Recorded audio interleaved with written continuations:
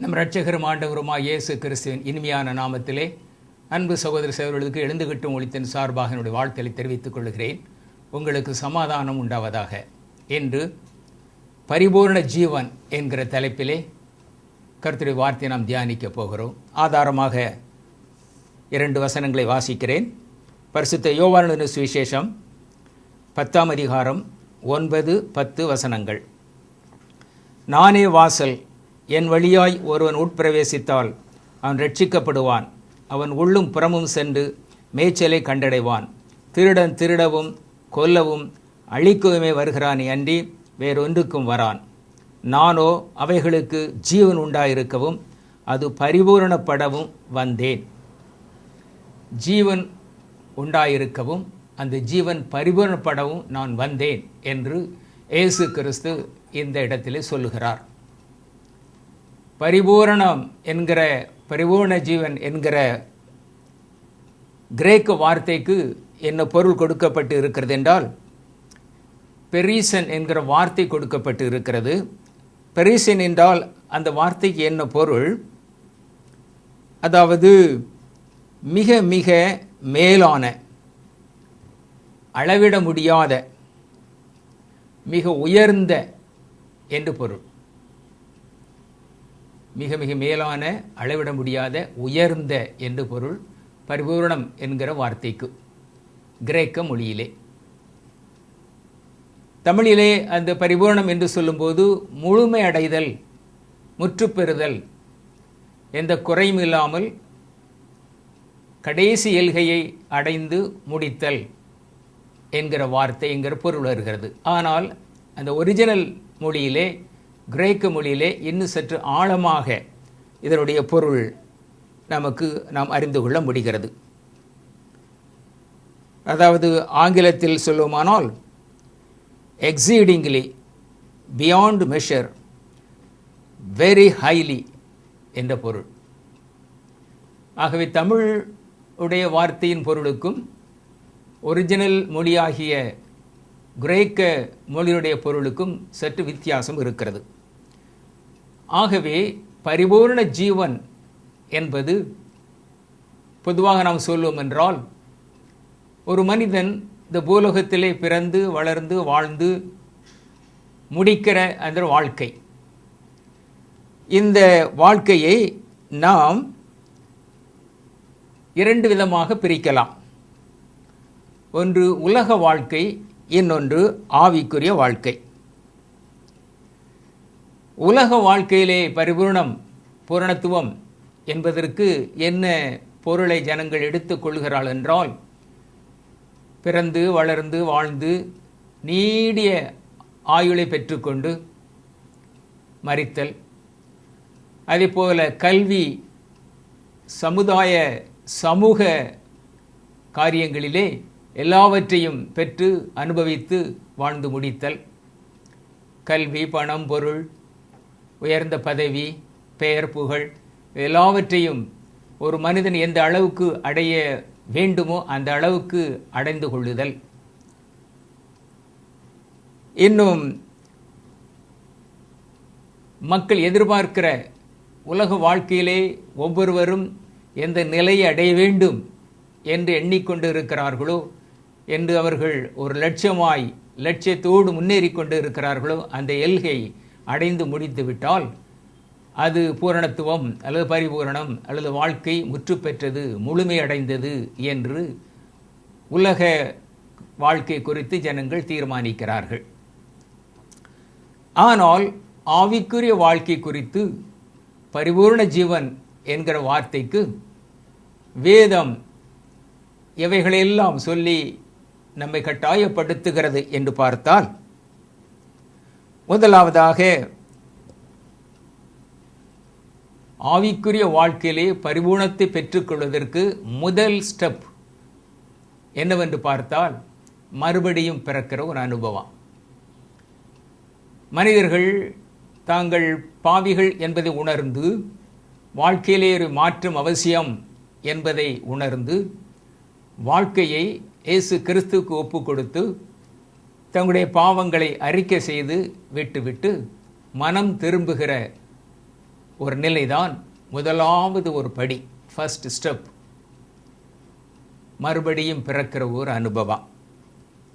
யோவான் 3:5 சொல்கிறது, ஒருவன் மறுபடியும் பிறவாவிட்டால் தேவனுடைய ராஜ்யத்தை பார்க்க மாட்டான் என்று யோவான் 3:5 சொல்லுகிறது. மாமிசமாய் பிறந்த ஒவ்வொரு மனிதர்களும் மனம் திரும்புதல் என்கிற ஆவிக்குரிய வாழ்க்கையின் முதலாவது ஸ்டெப்பை, முதலாவது படியை தொட்டே ஆக வேண்டும். அதுதான் ஆரம்பம், முதல் படி அதுதான் ஆவிக்குரிய வாழ்க்கைக்கு. ஆகவே மறுபடியும் பிறந்த ஓர் அனுபவம். அடுத்தபடியாக ஞான ஸ்நானம், அதாவது என் பாவங்கள் மன்னிக்கப்பட்டு இருக்கிறது என்பதற்கு அடையாளமாக தண்ணீரிலே மூழ்கி ஞான ஸ்நானம் பெற்றுக்கொள்வது. யோவான் 3:8 சொல்லுகிறது, ஒருவன் ஜலத்தினாலும் ஆவியினாலும் பிறவாவிட்டால் தேவனுடைய ராஜ்யத்தில் பிரவேசிக்க மாட்டான் என்று அந்த வார்த்தை மிக தெளிவாய், அழகாய், சுருக்கமாய் நமக்கு சொல்கிறது. ஆகவே ஜலத்தினாலும் ஆவியினாலும் பிறக்கிற ஒரு அனுபவம். அடுத்தபடியாக சீடத்துவ வாழ்க்கை, சீடனாய் வாழ்வது. மறுபடியும் பிறந்து பாவங்கள் மன்னிக்கப்பட்டதற்கு அடையாளமாக ஞான ஸ்நானம் பெற்று ஒரு சீடத்துவ வாழ்க்கையை ஆரம்பிப்பது. இயேசு கிறிஸ்து நம்புகிறோம், அவரை இரட்சகர், உலக இரட்சகர் அவர். இயேசு கிறிஸ்து ரத்தம் சகல பாவங்களையும் கழுவி நம்மை சுத்திகரிக்கும் என்று நம்புகிறோம், விசுவாசிக்கிறோம், ஏற்றுக்கொள்கிறோம். மறுபடியும் பிறக்க அனுபவத்தை பெற்றுக்கொள்கிறோம். இப்பொழுது நாம் ஒரு விசுவாசி என்று அழைக்கப்படுகிறோம். இயேசு கிறிஸ்துவை விசுவாசிக்கிறவர்கள் விசுவாசிகள். அதற்கு அடுத்த படிக்கு நாம் போக வேண்டும் என்றால் சீடத்துவமான வாழ்க்கை, சீஷனாய் மாறுவது. விசுவாசிகளை மட்டும் நாம் வாழ்ந்து கொண்டிருந்தால் பரலோகராஜ்யத்தில் பிரவேசிக்க முடியாது. சீடனாய் மாறுவது. ஆகவே இயேசு கிறிஸ்து கடைசியிலே தன்னுடைய சீடரிடத்தில், அப்போஸ்தலரிடத்தில் சொன்னார், நீங்கள் உலகமெங்கும் போய் சர்வ சிருஷ்டிக்கும் ராஜ்யத்தின் சுவிசேஷத்தை அறிவித்து பிதா குமாரன் பரிசுத்தாவின் நாமத்தினால் அவர்களுக்கு ஞானஸ்நானம் கொடுத்து என்னுடைய சீடர்களாக்குங்கள். நான் உங்கள் கற்பித்த எல்லாவற்றையும் அவர்கள் கை கொள்ளும்படி அவர்களுக்கு உபதேசம் பண்ணுங்கள். ஆகவே இந்த கட்டளை ஒரு ராஜரீக கட்டளையாக கருதப்படுகிறது. நீங்கள் உலகமெங்கும் போய் சர்வ சிருஷ்டிக்கும் ராஜ்யத்தின் சுவிசேஷத்தை அறிவித்து, அதாவது பரலோக ராஜ்யத்தின் நற்செய்தி ஜனங்களுக்கு சொல்லி என்னுடைய சீடர்களாக்குங்கள் என்று இயேசு கிறிஸ்து தன்னுடைய அப்போஸ்தலர்களுக்கு சொன்னார். ஆகவே நாம் விசுவாசிகளாகவே வாழ்ந்து முடித்து விட்டால் ஒருபோதும் பரலோக ராஜ்யத்தில் பிரவேசிக்க முடியாது. ஒவ்வொருவரும் சீடர்களாக வாழ வேண்டும். அடுத்தபடியாக சீடராய் வாழும்போது நாம் நம்முடைய வாழ்க்கை இந்த பூலக வாழ்க்கையிலே பரிபூர்ணத்தை பெற்றுக்கொள்கிறது. பரலோக வாழ்க்கைக்கு நம்மை தகுதிப்படுத்தி விடுகிறது. ஆகவே வாழ்க்கையின் முடிவிலே நாம் இயேசு கிறிஸ்துவுக்குள் நித்திரை அடைய முடியும். ஒருவேளை அதற்கு முன்பு, நம்முடைய வாழ்க்கையின் கடைசிக்கு முன்பு, கர்த்தருக்குள் மரிப்பதற்கு முன்பு இயேசு கிறிஸ்துவின் ரகசிய வருகை, ராப்சர் இருக்கும் என்றால் நாம் அவரோடு எடுத்துக்கொள்ளப்பட முடியும். ஆகவே இதுதான் பரிபூர்ண ஜீவனை நாம் பெற்றுக்கொள்கிற ஒரு ஆவிக்குரிய படிப்படியான அனுபவங்கள். ஆகவே இது நம்மை பரலோக ராஜ்யத்திலே கொண்டு போய் சேர்க்கிறது. அங்குதான் பரிபூர்ணத்துவம் முற்றுப்புள்ளி வைக்கப்படுகிறது. பரிபூர்ண ஜீவன் அதைத்தான் குறிப்பிடுகிறது.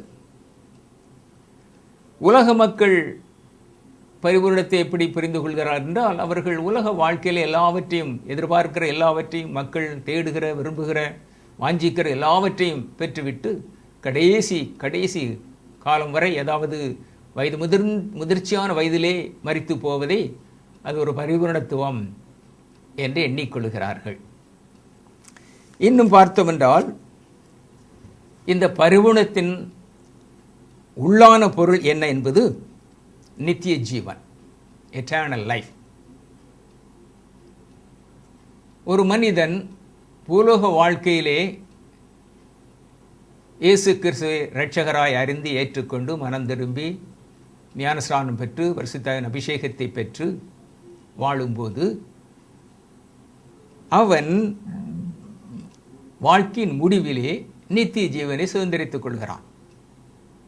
நித்திய ஜீவன் என்பது நமக்கு நன்றாகவே தெரியும். நம்முடைய ஆத்துமா பரலோக ராஜ்யத்தை சுதந்திரித்துக் கொள்வது. நாம் நிச்சயமாகவே இந்த பூலோக வாழ்க்கையிலே முடிவிலே பரலோக ராஜ்யத்தை சுதந்திரித்துக் கொள்ளும் போதுதான் நம்முடைய வாழ்க்கை பரிபூரணத்தை பெற்றுக்கொள்கிறது. இன்னும் எபிரேயர் 4:10 வாசித்தோம் என்றால், பரிபூரணம் என்றால் இளைப்பாறுதல் என்றும் வேதம் சொல்லுகிறது. எபிரேயர் 4:10 சொல்லுகிறது, அவருடைய இளைப்பாறுதல் பிரவேசித்தவன் தேவன் தம்முடைய கிரியைகளை முடித்து ஓய்ந்தது போல் தானும் தன் கிரியைகளை முடித்து ஓய்ந்திருப்பான், இளைப்பாறுவான் என்ற வார்த்தை மிக தெளிவாய் நமக்கு சொல்லுகிறது. ஆக பரிபூர்ணத்தின் முடிவு, பரிபூர்ணம் என்பதின் உள்ளான பொருள் இளைப்பாறுதல், இளைப்பாறுதல் பிரவேசித்தல். இளைப்பாறுதல் என்று சொல்லும்போது சாதாரண பொருளிலே களைப்பு நீங்கும்படியாக டயர்டாக இருக்கிற உடல் நிலை, அந்த டயர்டனஸ் எல்லாம் போய் சற்று ஓய்வு எடுத்து ரெஸ்ட் எடுத்து அமர்ந்திருப்பதை பெற்றுக்கொள்வதை பொதுவாக நாம் இளைப்பாறுதல் என்று சொல்லுவோம். கடினமான வேலைக்கு பின்பு மனிதர்கள் இளைப்பாற விரும்புகிறார்கள், ரெஸ்ட் எடுக்க விரும்புகிறார்கள்.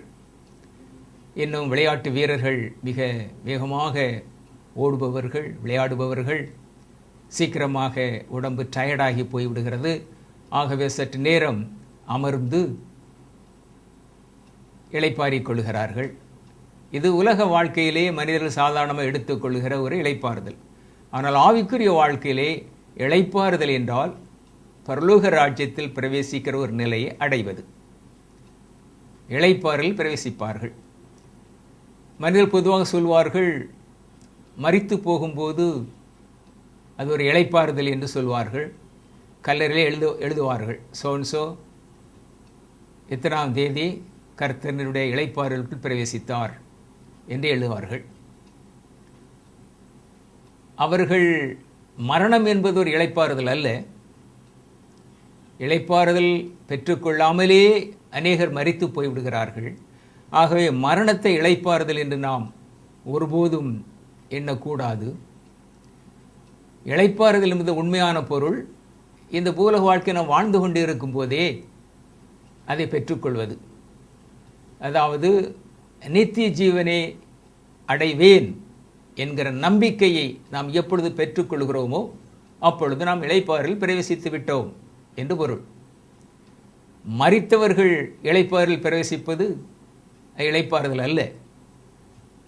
உயிரோடு இருக்கும்போதே ஒரு மனிதன் திட்டவட்டமாக தனக்குள் அவன் தீர்மானித்துக் கொள்ள வேண்டும், அவன் இளைப்பாறுதல் பிரவேசித்து விட்டானா இல்லையா என்று. ஆக மனிதர்கள் தங்களை தாங்களே நீதிமான்களின் எண்ணிக்கொண்டு மனம் போல வாழ்ந்து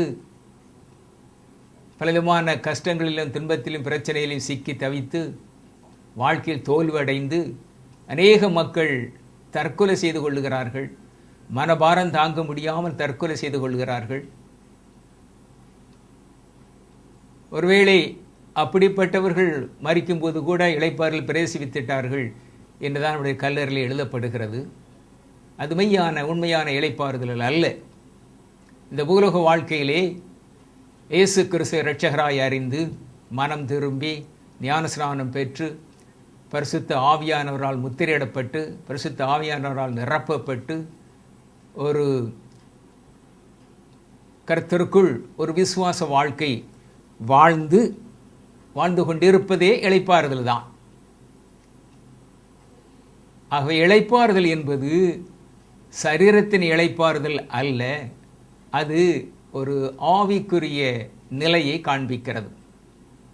ஒவ்வொரு மனிதனும் இந்த பரலோக ராஜ்யத்தை சுதந்திரித்துக் கொள்ள வேண்டும் என்பதையே குறிக்கோளாக கொண்டு வாழ்க்கையிலே தங்களுடைய விசுவாசத்தை உறுதிப்படுத்தி அதற்கு நேராய் தங்கள் விசுவாச ஓட்டத்தை ஓடிக்கொண்டு இருக்கிறார்கள். ஆகவே அவர்களுக்கு அப்பொழுதே தெரியும், இன்று நான் மரித்தாலும் இயேசு கிறிஸ்துவோடு கூட இருப்பேன் என்கிற ஒரு நிச்சயம் யார் யார் பெற்றுக்கொள்கிறார்களோ அவர்கள் இளைப்பாறிலே பிரவேசித்து விட்டார்கள். அவருடைய ஜீவன், அவருடைய நித்திய ஜீவனுக்கு நேராய் அவர்கள் வழிநடந்து கொண்டு இருக்கிறார்கள்.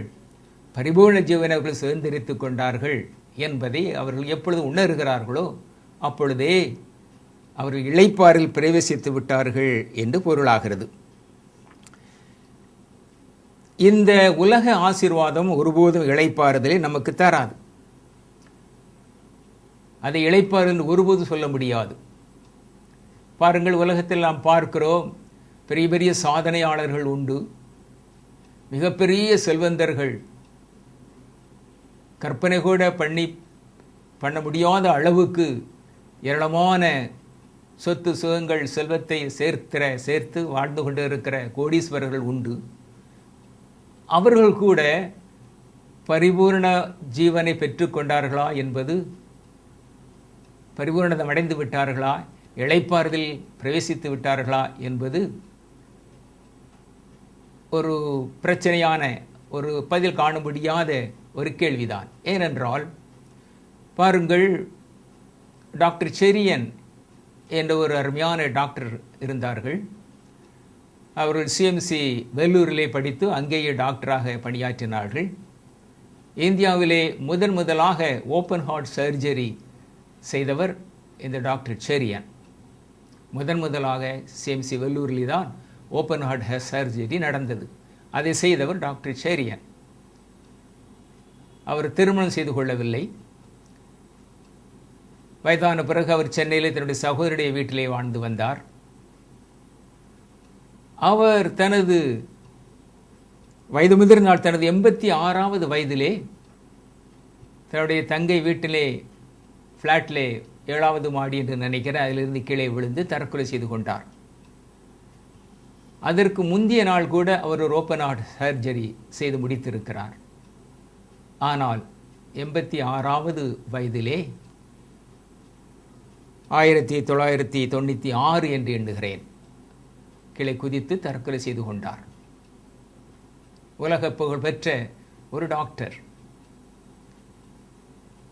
அவர் ஏன் தற்கொலை செய்து கொள்ள வேண்டும்? அவரால் இளைப்பாறில் பிரவேசிக்க முடியாத ஒரு நிலையிலே இருந்திருக்க வேண்டும். திருமணம் செய்து கொள்ளவில்லை. இவ்வளவு பெயர் பெற்ற ஒரு டாக்டர். இன்னும் பார்க்கும் சமீபத்திலே ஜாய் அலுகாஸ், கேரளத்தைச் சேர்ந்த ஜாய் அலுகாஸ், அந்த நகை கடைகளெல்லாம் ஏராளம் வைத்திருக்கிற மிகப்பெரிய கோடீஸ்வரர். அவர் கல்ஃப் கண்ட்ரிலே ஒரு நாட்டிலே இருந்து மாடியிலிருந்து கீழே குதித்து தற்கொலை செய்து கொண்டார். மிகப்பெரிய செல்வந்தர், கோடீஸ்வரர். ஏன் தற்கொலை செய்து கொள்ள வேண்டும்? பணம் அந்த பரிபூரணத்தை கொடுக்கிறதா?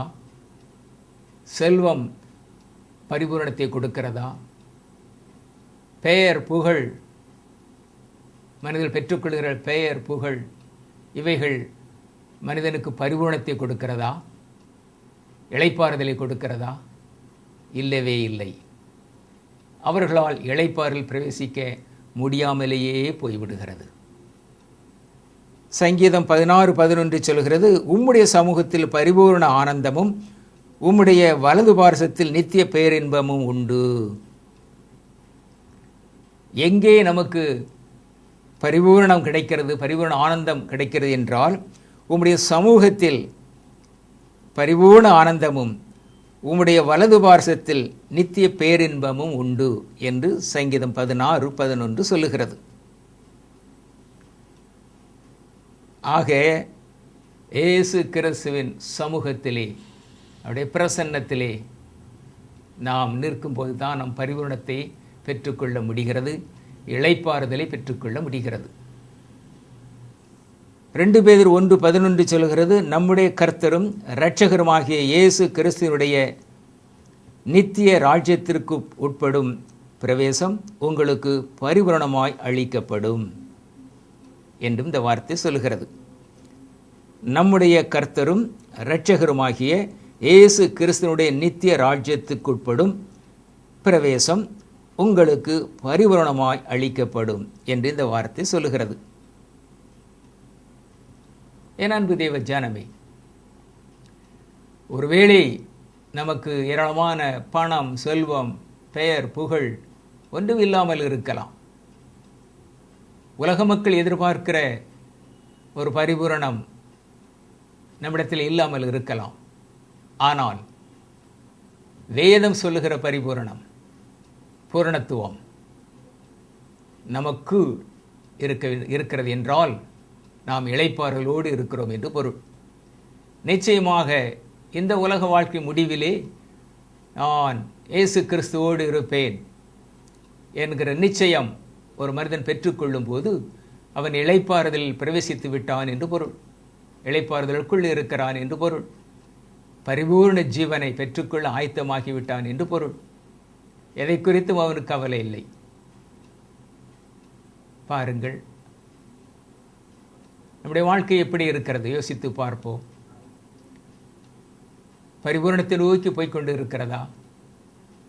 இளைப்பாறுதலுக்குள் பிரவேசிக்க வேண்டும் என்கிற எண்ணம், சிந்தனை நமக்கு உண்டா? எனக்கு ஒரு நண்பர் இருந்தார். அந்த நண்பர் வடநாட்டைச் சேர்ந்தவர். அமெரிக்காவிலே தான் அவரை சந்தித்தேன். டேராடூனை சேர்ந்த அவர் தன்னுடைய மகன் வீட்டுக்கு அமெரிக்காவுக்கு வந்திருந்தார். திடீரென்று வாக்கிங் போகும்போது ஒரு நாள் மாலையில் என்னை சந்தித்தார். சந்தித்து கொண்டோம், பேசினோம். அப்பொழுது என்னுடைய பெயர் என்ன என்று கேட்டார். நான் ஆண்ட்ரூஸ் என்று சொன்னேன். அப்படியானால் நீ ஒரு கிறிஸ்தவனா என்றார். Yes, I am a Christian என்று சொன்னேன். மிகுந்த சந்தோஷம் அவருக்கு. அவர் சொன்னார், நானும் கிறிஸ்தவன் தான். என்னுடைய வாலிப நாட்கள் எனக்கு ஒரு பாதிரியார், நான் டேராடூனை சேர்ந்தவன், இங்கே என்னுடைய மகன் வீட்டுக்கு வந்திருக்கிறேன், எனக்கு ஒரு பைபிள் கொடுத்தார். அந்த பைபிளை வாசிக்க ஆரம்பித்தேன். வாசிக்க வாசிக்க எனக்கு புரிந்து விட்டது, இயேசு கிறிஸ்து தான் மெய்யான தேவன், அவரே கடவுள் என்று நான் அறிந்து கொண்டேன், புரிந்து கொண்டேன். அதிலிருந்து நான் இயேசு கிறிஸ்துவை நம்புகிறேன், விசுவாசிக்கிறேன் என்று சொன்னார். அவர் சொன்னார், இங்கு நீ சர்ச்சுக்கு போகிறாயன்னு சொன்னார். ஏஸ், என்னுடைய மகளோடு நான் சர்ச்சுக்கு போகிறேன் என்று சொன்னேன். என்னை ஒரு ஆள் அங்கே கூட்டிக் கொண்டு போ, நான் ஒரு 5 நிமிடம் எனக்கு டைம் வாங்கி கொடு, நான் சாட்சி சொல்ல வேண்டும் என்று சொன்னார். கட்டாயமாக செய்கிறேன் என்று சொன்னேன். அப்பொழுது அவருக்கு வயது 83 என்று சொன்னார். நான் சரி, அடுத்த ஞாயிற்றுக்கிழமை உங்களுக்கு அழைத்து கொண்டு போகிறேன் என்று சொன்னேன். 2 நாள் கழித்து அவரை நான் பார்த்தேன். திரும்ப முகம் வாடலாக இருந்தது. மிகவும் துக்கத்தோடு காணப்பட்டார். என்ன என்று கேட்டேன். நான் இந்தியாவுக்கு போகிறேன் என்றார். ஏன், அங்கு உமக்கு யாருமே இல்லையே? மகன், ஒரே மகன் இங்கு தானே இருக்கிறான், மனைவி மரித்து போனான், அங்கு போய் என்ன செய்ய போகிறீர் என்று சொன்னேன்.